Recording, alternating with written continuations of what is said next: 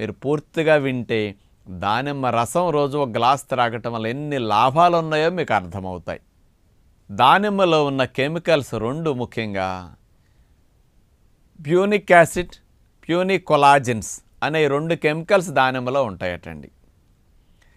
ఇందులో punic acid అనేది దేనికి పనికొస్తుందంటే కొవ్వు పదార్థాలు మనకి కొవ్వు కణాల్లో నిలవ ఉంటాయి. అంటే తీసుకున్న ఆహారాలన్నీ ఎక్కువైనప్పుడు అవన్నీ కొవ్వుగా మారిపోతాయి. ఈ కొవ్వంతా వెళ్ళి ఎక్కడుంటుంది? కొవ్వు కణాల్లో నిలవ ఉంటుంది.